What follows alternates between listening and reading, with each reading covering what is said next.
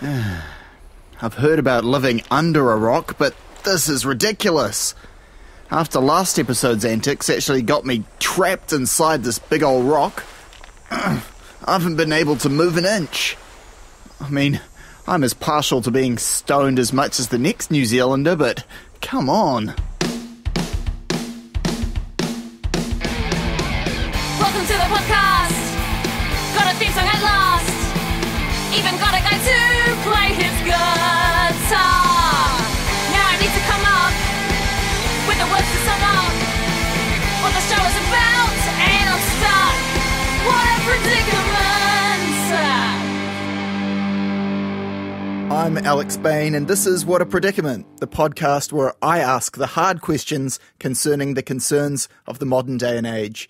Easier said than done when one is sealed inside of a rock from the neck down, but excuses are easy. I'm still able to record and upload this podcast by digging deep and utilising my natural-born Kiwi Ingenuity.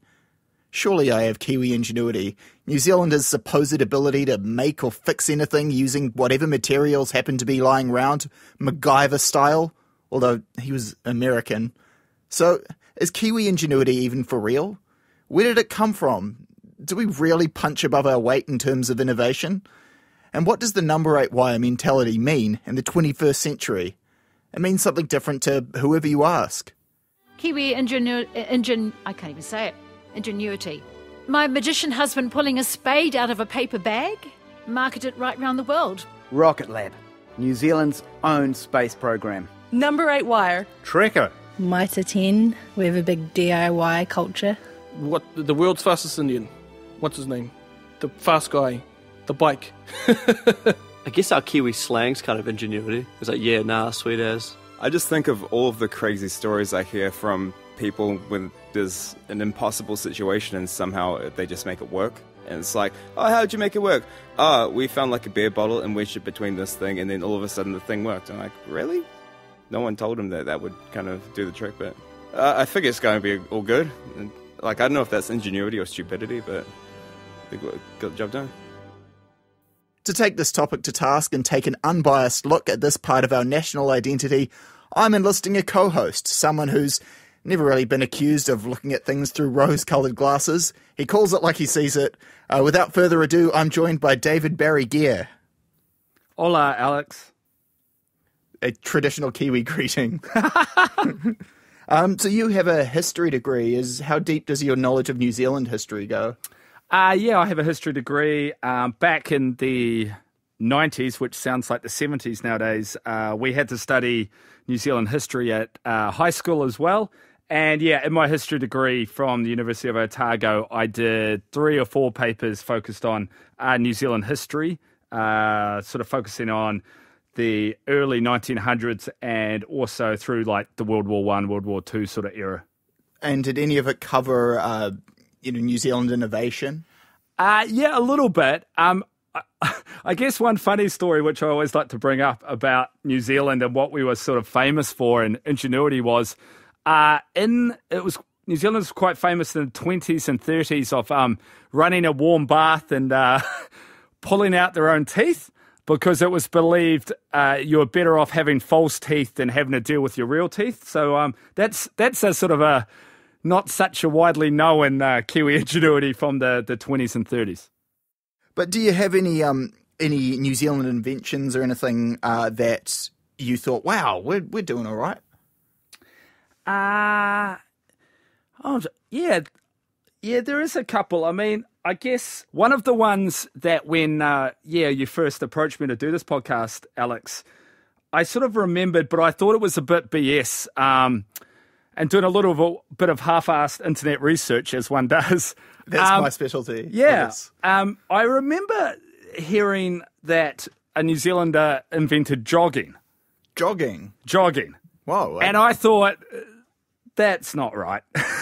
Because it took until like the mid-1800s before anyone ever jogged. Well, no, it's even more recent than that. So, yeah, like when I think of running, I think of like obviously marathon from the classics, the Greek mythology where marathon ran literally a marathon to tell a story and then dropped dead.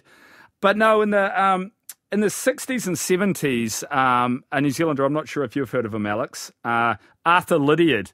He's a famous coach of such notables as Peter Snell and later on John Walker, I think Dick Quacks as well. But yeah, he popularised the fact of training as in going for long runs and doing it and building up the distance. And hence it was kind of, before that, running was something that, you did for a sport, but you wouldn't sort of do for fitness as such. You'd train to sprint or something. Yeah, you would train to sprint, or if you ran long distance, they would do different sort of exercises. I guess what he popularised in the end, it was for sport, but there was an offshoot where anyone could do it. So he promoted that anyone could just go for a run and it would keep you reasonably fit. And yeah, I did some research on it and I thought, this can't be right. But yeah, on, the site that can't be questioned, Wikipedia, backed me up when I looked up jogging and it said popularised in New Zealand in the 1960s and 70s. And as someone who does run, but I wouldn't say I like it, I thought, wow, that's pretty impressive. I bet he wished he could have patented it, because could you imagine every time someone went for a run, you had to give him a check. You had to pay 10 cents to Arthur Lydiard's family? Well, I would cease jogging even less than I do now. Yeah. And as far as other outdoor physical pursuits, of course, there's, like you say, there's things which are a little bit debatable, like bungee jumping with AJ Hackett. Yeah. Of course, there was land diving existed in other cultures, like in Vanuatu. Vanuatu, yeah. But it kind of got turned into the commercial entity and molded into the format that it is now with the, I guess, modern technology and products, and put out into the mass consciousness by AJ Hackett. And eventually it made it into GoldenEye, which is sort of the milestone of once you're in a James Bond film, you've made it. And one of the greatest Nintendo games. Yeah, undoubtedly. I think that's what it's more famous for our generation, is rather than the movie and Pierce Brosnan, it's more of the Nintendo 64 game. I still maintain that's the best shooter that's come out ever. I never really played a Call of Duty or anything, but to me, GoldenEye was the best. It was great. I would also say that I may have been the worst player ever of it. I don't think I killed anyone, but I just like that quarter screen and you would just sort of hit fire the whole time. And there was the only controller that had a trigger on it. Yeah, it had a handle right. with a trigger, which is the best. And hence why that was the best game for it, because it was useless for most other games. Well, yeah, a lot of the classic, when you think of Kiwi Ingenuity, it's homegrown stuff done on the farm, out in the shed. But is it? Well, just the things speak for themselves. Okay. For instance, domesticating deer. Oh, yeah, I should know that. I worked at a venison meatworks as a teenager in Southland. It was the first large animal to be domesticated in 5,000 years. Wow. That's surely something that we figured out how to do. I'd forgotten that, and I grew up where it was invented. That was bad on my behalf. Also, deer hunting, I believe, we invented from helicopters. Or capturing them via helicopter with nets. Like in Footrot Flats. Yeah. That iconic. Yep, that's right. Thinking of tinkering out in the shed, you've got your classics, your Burt Munro, the world's fastest Indian. Because here's the classic guy, actually was working out in a shed, kind of building these things from what he had lying around. I read the pistons of his bike were hand cast using sand from local beaches. From a reedy beach. That he made into, he'd cook inside of just tin cans. That's crazy. And similarly, you got Richard Pearce with his flying machine. Yeah, that's very controversial, but yes. Another southerner.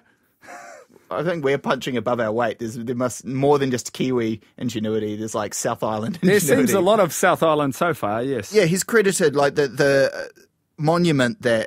There's the statue of him in Timaru. Yeah. And the monument says, this monument commemorates the first powered flight to be made by a British citizen in a heavier than air machine. Which makes you wonder, I love was the there a British lighter than air citizen. machine that kind of... Well, in that day, I guess we all were British yes. citizens at some They'll stage. claim us. They still do it now. When it suits them. Yeah, that's right. Most evidence indicates this flight took place on 31st March 1903 and ended by crashing on this site. Which I love the way it's worded. Most evidence indicates that this flight took place. kind of sources say now, isn't it? It's like the Women's Day of, some celebrity tryst or whatever's going on. So a close friend said. Insiders say. Yeah. And he just DIY'd that out of bamboo, canvas, tubular steel, and, wire. Oh, number 8, no doubt. Yeah. Well, do you know much about number 8 wire and how it came to be I know symbol of our nation? Well, I guess that's all I do know, and I'd say most New Zealanders are the same. Like number 8 wire and Kiwi Ingenuity go hand in hand. My question is, can we name anything apart from? I don't even know if the electric fence uses number 8 wire or not, but I can't. It's usually small, thin little things. So I guess the question would be, what have we used number 8 wire for that?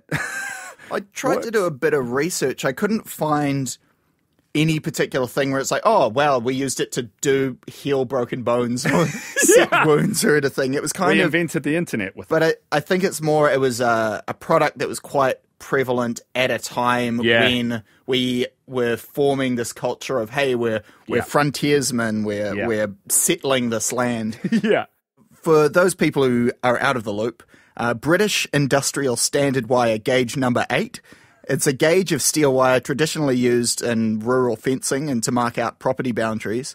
And it hasn't even been called number 8 wire since 1976 when we got on the metric train. It's technically called 4mm gauge wire, but it's another thing. But this humble product has come to represent the whole mentality that I wanted to investigate in the podcast today. The ingenuity and resourcefulness Kiwis have developed due to our global isolation. It's an inventive, can-do attitude and aptitude for lateral thinking. But the thing is, it's used all over the world for exactly the same purpose. We didn't figure out, oh, wow, imagine a fence made of wire. Yeah. You go to another country and it's like, it's the Glasgow fence. Yeah, we weren't the first people to figure out, oh, it might stop my sheep from running away. Yeah. But it did become big right when we were being colonised by Pākehā. A new process for manufacturing steel made it around that same time was when it became readily available and really cheap. So it flooded the market right at the time when New Zealand was being colonised.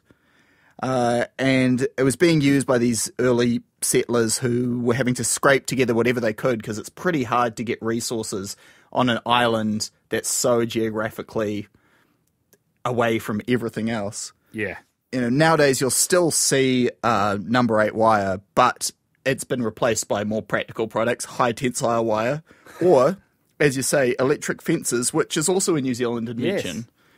Yes. We're doing all right, at inventing fences. So. Yeah. And I think, maybe Trump should be giving Jacinda a call and getting us on the wall project. We've got some pretty good innovations. Yeah, because, I'm sure Mexicans, that would just perplex them, wouldn't it? They walk up and there's just this one bit of number 8 wire. They're like, well, we won't cross that. A strip of number 8 wire. And you're made in New Zealand. Yeah. Electrified number 8 wire, though, would be... Oh, of course, and it'd be like 8 volts or something that are just, You're a Southlander as well. Have you touched an electric fence? I have touched an electric fence a couple of times. I've had a couple of heart palpitations. I've been, throwing back on my bottom a couple of times. Yeah, I think depends on the voltage of it. Yeah. But if you grab it when you don't know it's electric fence, like I did when I was about 13 or 14 once, and you're sort of in a creek and you grab it with 2 hands, like you're going to jump it, that, you sort of wake up sort of on your back normally. And in the creek. In the creek with that could have been worse. Yeah, I've never really had it too bad. I guess it's always been low grade, but when you're trying to climb over a fence and you don't know, and because it pulses, it's not constantly electrified.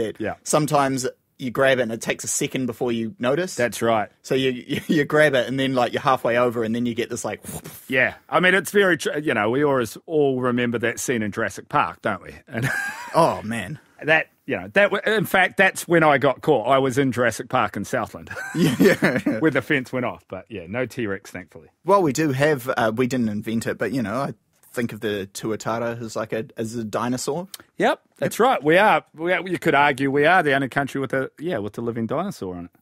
Some more practical technological innovations. The jet boat. Yeah, the jet boat's the famous one, isn't it? The Hamilton jet boat is the classic New Zealand invention. My question is, when I hear that, is it only in New Zealand where these jet boats exist or not? Because you don't really hear about jet boating anywhere else in the world.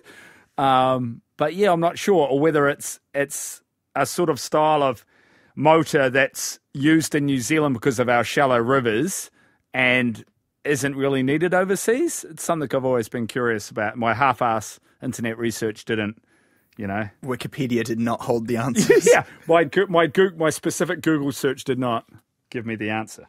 Another Kiwi invention, the egg beater. Yeah, the egg beater. I saw that one online. An Englishman who moved to New Zealand he came up with a few different ones, didn't he, this guy? I didn't go much deeper than those three words, the egg beater. Yeah, and I've also written down not a Once Were Warriors joke. Yeah, isn't it funny? I heard egg beater and the first thing I thought was of a black black singlet. There was the egg beater, and then a New Zealander in the 40s invented disposable syringes. Yes, that was another one. And I thought, yay! And then I thought, hang on. Well, yeah, you can take the negative in terms of, drug abuse and That's stuff. right. But I think it had a massive impact on, healthcare generally. Yeah, of course. Yeah. Sterility in hospitals and that. Yeah. I would, net good, net bad, I would probably have to say overall it's a it's got to be a net good, because also you've got to remember the times. And back in those times, like what we consider illegal drugs were just everyday medicine, over the counter. That's right. Like, acid and LSD were being used for mental health. So people say there was, cocaine and Coca-Cola. And well, there was. I wonder if it was ever an L&P. Yeah. L&P is just lemon and pea. Yeah, just lemon and pea. Then they had to change it because, apparently the lemon wasn't good enough. Yeah. They're like, we like the pea, the lemon can take. They rebranded and became very popular in certain parts of New Zealand society. International listeners to the What a Predicament podcast will be interested to learn that pea is local slang for methamphetamine. Yes. I'm just trying to think of the different names they call it overseas. Yeah. Every country... It's not speed? Is speed no, something it's else? not. Speed's a sort of different kind of it. Yeah. Yeah, because methamphetamine. Elvis was taking amphetamine pills and all that. I guess a lot of people were. Yeah, for dieting and stuff. Yeah, and in fact, jockeys are well known to take speed or something similar to it because it helps your metabolism and lose weight. And they gain speed. Yeah, that's right. What do you want as a jockey? You want to lose weight and you want to go faster. It was either speed or, what is it? Don't they call heroin horse?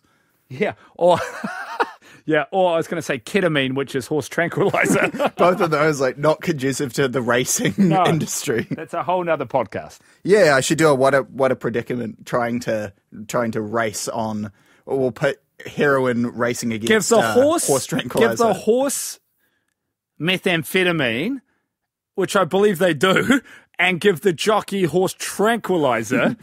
And see what that would work out like. And just race the jockey against the horse. Yeah.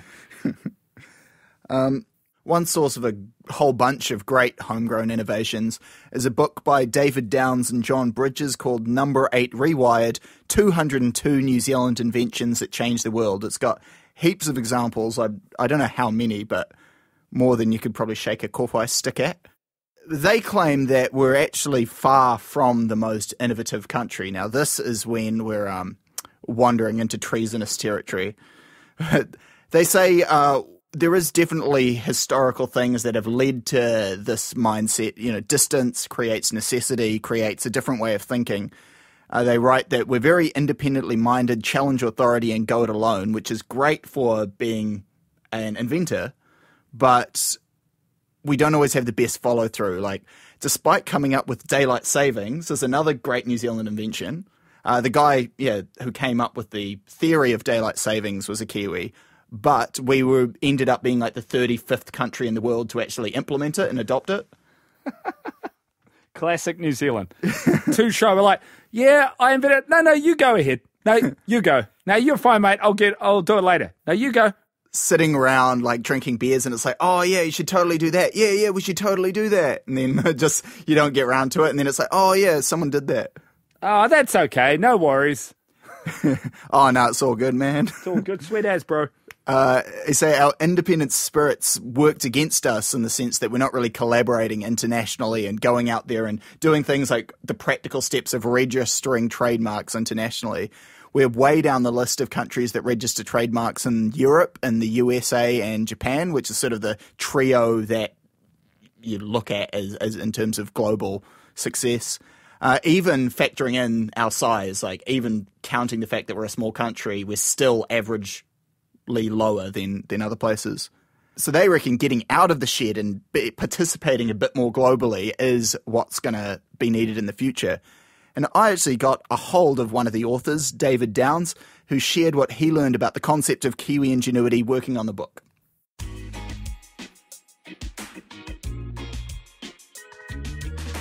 Apparently, we're all full of this Kiwi ingenuity, but I'm not really sure if that's so true. I had an objectively ingenious idea for a podcast, only to turn around and find out this David guy's already written a book or two on the subject. So how did you get into researching the concept of Kiwi ingenuity?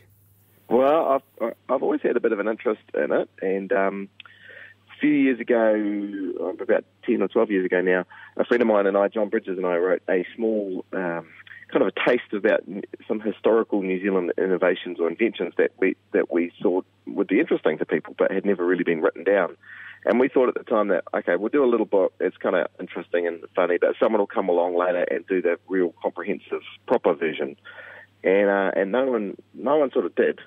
So then, 5 or 6 years later, we said, okay, we will. So we ended up writing what was the book then was called Number 8 Rewired. And so that was basically a semi-historical look at all the New Zealand innovations and inventions, and written in a bit of a playful and accessible style. We kind of wanted people to read it, not just have this sort of boring book that sits on a shelf. And that was a few years ago. And then after that, a couple of years later, we sort of realised that that was a historical view. Maybe we should do something quite contemporary because there's a lot of amazing New Zealand companies and innovations around. And so then that turned into this next book called Number 8 Recharged, which is Michelle Dickinson and I pulled together last year. So yeah, a bit of a history there. I like the idea that it wasn't just the, your Number 8 wires, even though that's obviously the titular product. But yeah. What are some of the more, could you give some examples of maybe lesser known examples of real Kiwi innovation where they've come up with something outside of the box that just sort of encapsulates that idea?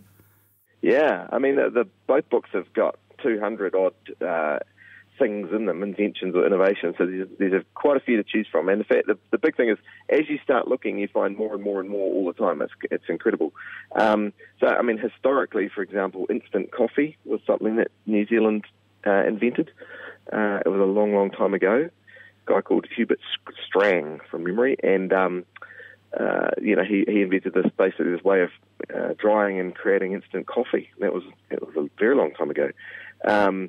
Obviously, you got things like the disposable syringe, which was Colin Murdoch's invention in the 50s and 60s, basically, which revolutionised healthcare.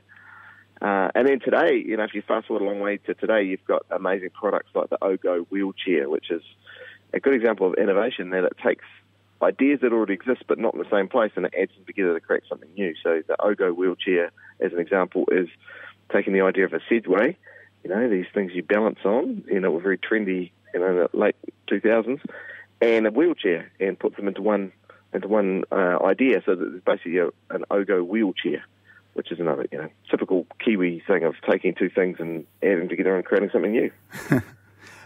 You probably have more of an idea than anyone. Do you think that with all these great innovations, we are any more ingenious than any other nation? I mean, I would imagine you could point to any country and say, oh, wait, they managed to develop this or this.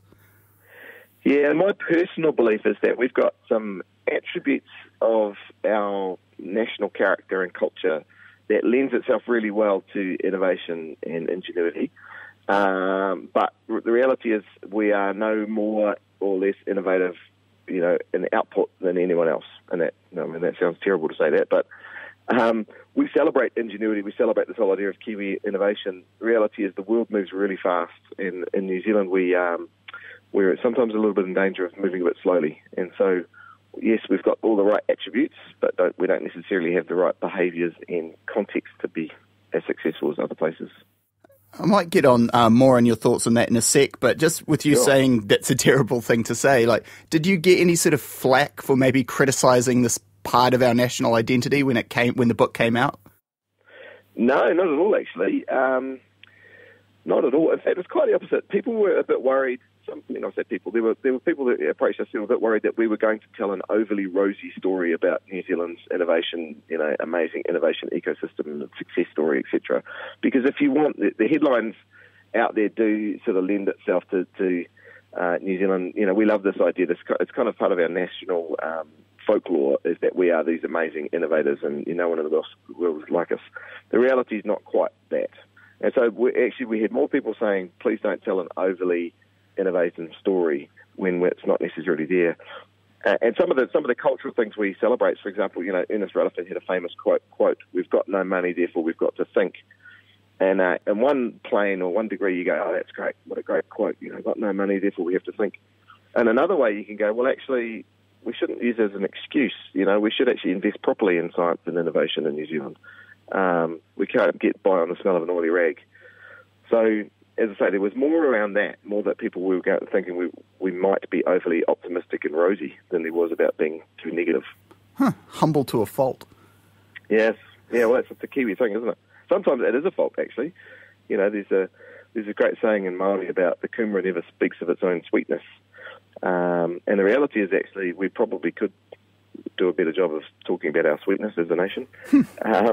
And sometimes, that's a self-fulfilling prophecy. If you go out there and talk a bit more about success, we'll probably have a bit more success. Yeah, it's almost the tall poppy thing of not wanting to brag too much or appear like you're too pleased with yourself somehow. That's right, yeah. And the tall poppy syndrome is a real problem for New Zealand because we've got so few poppies that whichever one's managed to get tall, we should celebrate. And so personally, I don't have a lot of time for tall poppyism in terms of knocking down people who are successful. And we should learn from them. That's the other thing. I mean, a big part of the books that we have written, particularly this latest one, Number 8 Recharged, which is the one that Michelle and I wrote, we wanted to tell stories of companies that are out there being successful, putting in the hard yards. Sometimes some of them actually are stories of failure that then turn into success because that's a big part of it as well. But we need those business heroes. We need those lights on the hill. New Zealand's got a lot of heroes, but they tend to be in sports. And we're thinking, actually, why can't we have some, real businesses out there who are being successful that we all aspire to be like as well? You sort of touched on this before, but you said there's something in our identity, whether it's our isolation or what it is, that we can come up with creative solutions to problems. But you said there are some shortcomings in our approach that's meant maybe we can't quite reach our full potential or properly capitalise on these ideas. What have you sort of seen as the obstacles that we're putting in our own way? Well, there's a multitude in it, and it's the combination of all of them is part of the challenge. One is that I think we're seriously underinvesting in science and R&D, and particularly the D part of it. So development, how do we take great ideas and commercialise them, turn them into reality?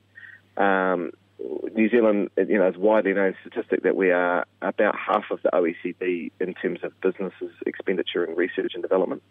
And that just can't go on. We can't be an innovative nation if we're not investing in innovation. So money's got to flow, which will bring skills, which will bring new ideas and new ways of working. I think Kiwis are not the best in the world at collaborating. I mean, we try, but the reality is, my role, I work for the government. We see far too many organisations actually almost semi-competing with each other where they could actually collaborate. And sometimes, people could work together for a greater common good and common purpose, rather than compete and think they have to own everything themselves. So I think that those are some of the key things there. And then there's a sort of a leadership that's required to drive innovation, a little bit of a cheekiness and a bit of someone who's got persistence and tenacity and someone who can put up with failure multiple times. And again, as New Zealanders, sometimes we maybe not as tenacious or as pushy as we could be. Again, we see this in my role at NCTE, we see maybe we're a little bit too quick to take the criticism and to step back rather than actually going, no, I have got a good idea. I'm going to make it work. And I don't really have much of a economic background, so I'm sort of new to this. But if you're talking about investing more in R&D, where would that come from? Is that a sort of within companies, how they allocate their spending, or would it be sort of government grants, or what do you think it would take? Yeah, so there's two major components to R&D. There's the government expenditure, which comes from grants or tax cuts or tax breaks, that sort of thing. And then there's the business's own expenditure on R&D. So globally, we are, the rough average is about 2% of GDP, of gross domestic product, gets spent on R&D in most countries. We're about half of that. And of that half, the government proportion is reasonably on par with the rest of the world. It's probably a little bit lower. But the business portion is a lot lower. So this is an individual company making a decision to create a new product or service, invest in commercialising that product or service and take it to market.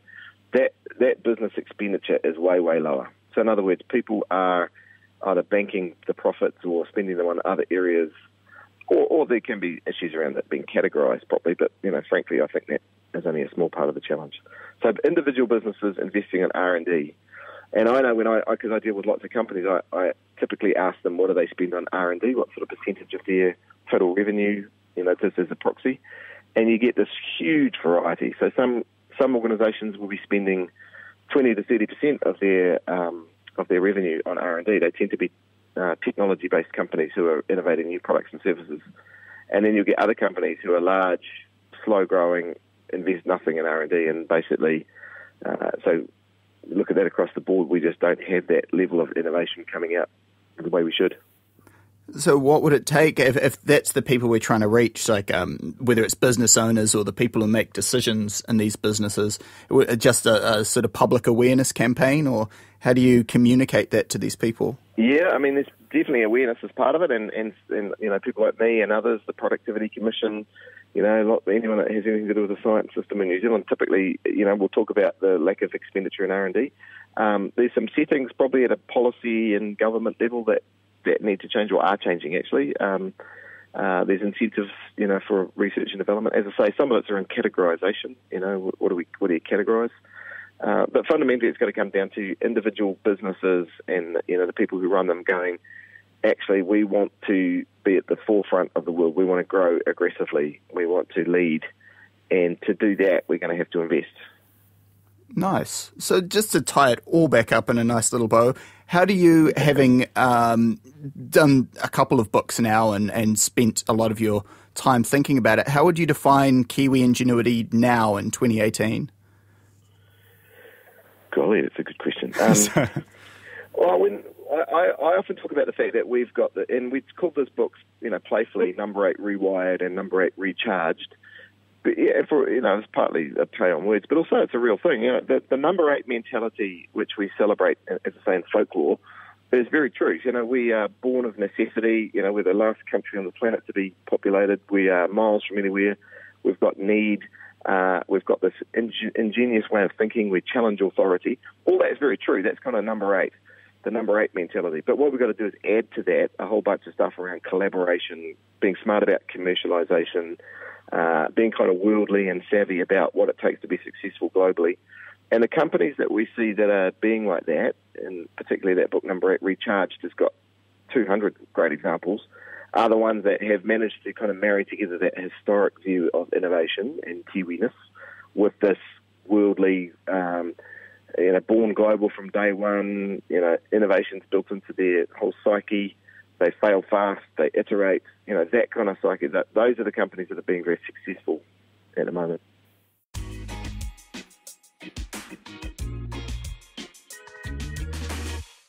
He was sort of saying that we used to be an innovative nation more than, it's the mythology or folklore that we tell ourselves, maybe more than where we are at currently. Like him and co-author John Bridges wrote, Kiwis have been resting on their laurels while other countries have cranked up their race up the innovation ladder. He was talking about upping our spend on R&D, and I did get some follow-up stats. We spend about 1.2% of our GDP on R&D versus a comparable country like Denmark has about 3%, which is more than double. I think we could have done better, but I think that we mistook R&D for R&B, and there's just a warehouse of Craig David albums somewhere. Yeah, I was thinking of R&V. A Rhythm and Vines. And I was thinking, well, those guys seem to be doing all right. Maybe that's where all the money's been going. A Rhythm and Vines festival that costs 1.2% of our GDP would go off. Yeah, that would be, no wonder they get such big acts. John Bridges said in a separate interview, we have a culture where we don't just do things everyone else does. But in the modern times, as technology goes on and the world changes, that's not enough anymore. It can't just be one guy in a shed anymore. There needs to be a lot more deep science, deeper research, and collaboration to develop a brand new idea.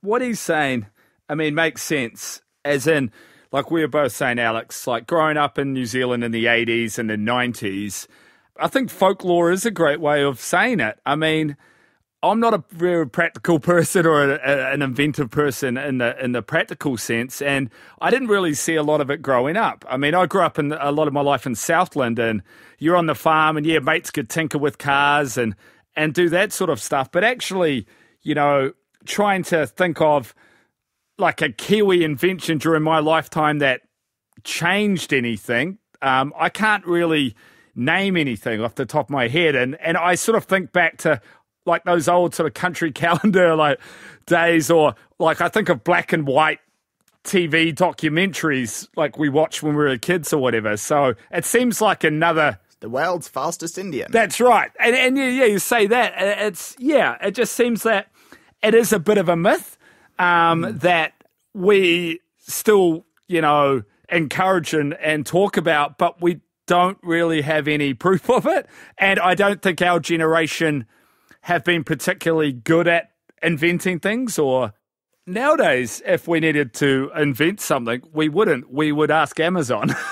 We'd get Amazon in their drone to come and build the fence. Go, oh, we need a fence, Amazon. And then 2 hours later, you'd be out there and there'd be drones, creating the fence for us. So I guess it's just part of the modern society where New Zealanders, where we can't escape the ease of modern life because the internet is everywhere, and we are such a cliche word coming up, global village, that in the past, as David mentioned, we're sort of isolated and we had to make things. Now we can just type something and then get it. The same as in America, we can watch a TV show the same time as in America. We get the movies at the same time. Well, it's changing quickly because you'd know from being a younger, like a movie would come out in the cinemas and you'd hear about it, and it would be 6 months or something down the line before we'd get it for whatever reason. That's right. It wasn't on a 6-month boat. It took that long to get here. I don't know why their release plans were that way. Maybe they were like, oh, it has to be a summer blockbuster or whatever it is. But yeah, whereas I feel like that isn't changing now. Even things you'd see in shops, whether it's a particular clothing line or something, now it seems like there's a lot of stuff previously you'd have to try and get it overseas if you wanted it. Now a lot of stuff is available the day of. So yeah, it is more of a global village where the doors are coming down a bit, which would make it easier to collaborate if you're saying that's what we need to be doing, is participating a bit more globally. But we have this thing that we're told since kids, is that we're these go off on your own and figure it out and put this thingy bob on the What's-It. Yeah. I guess it's just that whole what is a New Zealander has changed so much from when a lot of these inventions were made. We were mainly a rural company. We had the most sheep in the world per capita. That's no longer true. We lived on farms. We didn't have the internet. We didn't, 1.3 million, 4 million people didn't live in Auckland. These things all add up to having, I guess, in a practical sense, because I keep thinking about the number 8 wire thing. And when I think number 8 wire thing, I think of a practical invention, not a internet invention, not a software like one company we haven't talked about is Xero, which is a New Zealand company. That at some stage. And like where I work now is right by Xero, and you see them wearing the Xero t-shirts, and they're like a little mini army everywhere, and you see them in the job ads. There's always more jobs gone at zero. And it's like, what is zero? I guess a lot of people probably don't even know what zero is, let alone know it's a New Zealand company. Well, it's massively successful. It's they got more than 20 offices globally with more than 1,400 employees. In 2016, they made over $1 trillion New Zealand dollars of transactions. Yeah. Which is kind of, I guess, what David Downs was talking about, that is truly, from day one, they were like, okay, we have to think like a global enterprise and not just be like, oh, we'll make this thing, she'll be right, it'll solve our problem. And then I'm not sure where they are now, but I know years ago when they first were getting big that they were in massive debt. Like, they were making no money. They were sort of living off like patents and things from overseas, and they were getting more companies on board, but their losses were like millions of dollar losses. But it was the story where they were going to get there, and that was what David was talking about, was they just kept invested in the product, and they got out there to the global community, because they, accounting software in New Zealand is not going to pay the way, So there's only, 4 million people here, and there's 20 million people in Australia alone, or, 10 million people in New York. And yeah, that's one success story, which, again, how many New Zealanders really know about it? And again, it's not sexy, is it? It didn't make the Kiwi Burger McDonald's ad when they're summing up everything we're about. No, and it's not like they sponsored the All Blacks. They're not the All Blacks, who when you think of the All Blacks, I guess they're our greatest invention, you could say. But at the same time, it's got to be an earner for the country. I was just thinking that. What do the All Blacks earn? I guess for tourism, they would earn money. But we focus on the fact that we're this small country punching above our weight, but actually in the things that we promote, we're not. Like, sport. We're no better at sport than any other small country. We're no better at music or movies than any other small country. Maybe rugby, but that's it. Like, there isn't really. And how many countries play rugby? That's the other thing. So. Yeah, and I would think in terms of Olympic gold medals, you can say, we do all right for a small country, but there's got to be other small countries that do even better, right? Yeah, well, when the Olympics are on, they do have the per capita medal count, and we never lead that. It's always somewhere like Iceland, Fiji, some smaller countries than us that they have one awesome athlete that win a gold medal, and that they come ahead of us. I mean, there's nothing wrong with I love sport, and I think it's an important part of New Zealand's identity. But I just think we're so quick to point to the All Blacks and to sport and to, Peter Jackson especially, and to lately Lord, and promote them when, we sort of don't promote the other things like, the Zeros of the world who are actually making a big difference. People. Yeah, the software that's making a difference, of the guys with the rockets. And the fact that I can't even name them kind of sums it up as well. I'm as guilty as anyone else. But I guess that's part of New Zealand culture, is that we sort of, and the clean green thing, we talk about it, but are we about it, every day, I guess Countdown's getting rid of plastic bags, but we're only 2 to 3 years behind the global. I guess coming back to Kiwi Ingenuity, is it an actual real thing, or is it a myth? I guess it's in between. There is some things. I think the number 8 wire thing is folklore and myth, and we need to move on from that saying because it isn't actually relevant anymore. And maybe we need to focus on, the Zeros of the world. The innovations that are happening now and, we can bring to the table. It doesn't really equate with either of us, and we're both a little bit older, Imagine the kids now. They wouldn't know what it means probably. But maybe there definitely needs to be more of a focus on the technology side of things and promoting that rather than... and being a bit more aware of, I guess, global markets and not being so... Because we are less isolated now. Physically, we're in the same place we've always been, but I guess mentally and culturally, we're more connected to the rest of the world than we ever have been. And hopefully that will enable people to think globally, and suddenly they are. That statistic I had before about how we're registering less trademarks in countries like the UK and the USA than other countries of a similar size. Hopefully that's the sort of thing that will change, because being more connected to the rest of the world, we're able to start seeing, oh, this is the way things are done. And it's not just, oh, I'm in the back of the shed, I'm going to dig up some sand and build a bike. Yeah, I mean, I guess one way of looking at it as well is, I guess we're getting to the point now where when we grew up and we heard the number 8 wire thing, there was, the Ernest Rutherfords. I mean, how long ago was that? And there was this number 8 wire thing and do-it-yourself sort of attitude that has probably faded a little bit. But when you think of, like we mentioned, the jet boat, jogging, these things are like the 60s, the 50s. They're so old. And now I guess if, you were going to look at it, you would...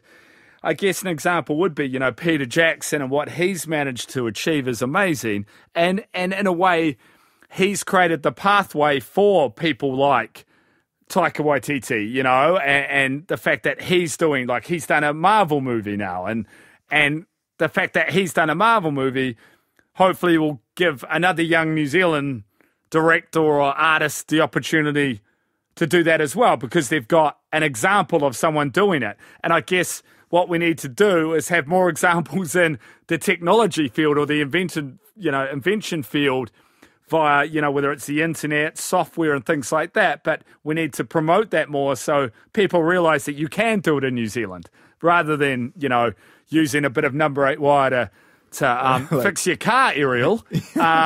You could actually, come up with your own software to do something cool. Yeah, app development. That is kind of what David was saying, is more than just holding up a few pop culture stars, where we should have these industry leaders, our Elon Musk, where you can say, well, this guy is doing stuff that is really something you can aspire to, or would make someone growing up, and holding someone like that up as a figure, like, wow, I could use technology or use my innovative way of thinking to do something which could have a global impact, whether it's on environmentally or, we like to think of ourselves as a clean, green country, but I'm sure there's some more environmental innovations that could be made. Yeah, without a doubt. So after all this, if not number 8 wire, is there any other inanimate object that you think might be a better symbol for a more modern Kiwi ingenuity? That's a great question. Yes, my second great question of the podcast. That's right. I mean, I guess you couldn't use it because it's... But like, I guess a wetter, the wetter workshop sort of comes up if you want to keep that New Zealand sounding thing, wetter, like the native wetter to New Zealand, and and that equals technology, but it is for one certain thing. But I guess so was number 8 wire. But yeah, if I would try to answer it like a politician, I think that's for the next generation to come up with. As we say here on this podcast, what a predicament. What a predicament, yes. Well, thank you very much. You've been an excellent co-host. I don't want to pick favourites, but... So the flame of Kiwi ingenuity is alive inside each and every one of us, but perhaps we need to expand our perspective internationally. Could it be that this very podcast fulfills just that role? A completely DIY digital product with a worldwide reach? Am I Kiwi ingenuity made flesh? A chosen one to bring balance to our national identity and lead Aotearoa into a new age of creation? Maybe. Thanks again, Dave. That was fun. Certainly went a lot smoother than the other episode we did on alcohol, where we decided to find out just how hooch's harmful effects can impair a pair of people attempting to record a podcast. That was What a Predicament, episode 15, if you're morbidly curious. As with every episode this season, I'll have a new trial co-host when we return in a couple weeks. Thanks also to David Downs. Those books of his that we talked about can be purchased at all the usual places you'd go to buy books, and over at no8recharged.kiwi. Thanks to you for listening. If you have any ideas for future predicaments for What a Predicament to explore, or examples of crazy, creative Kiwi ingenuity, I'd be keen to hear them. There's a What a Predicament page over on Facebook.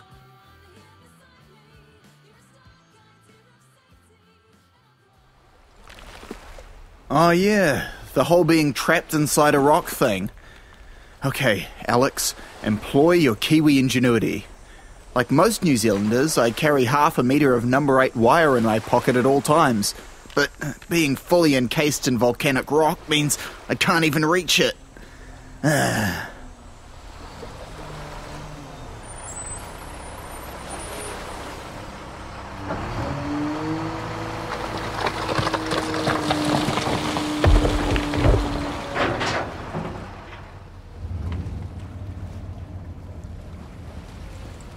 I mean, it should be obvious from what you just heard, but a truck has just collected all the volcanic rock off the beach and I'm being carted off to destinations unknown for presumably nefarious purposes.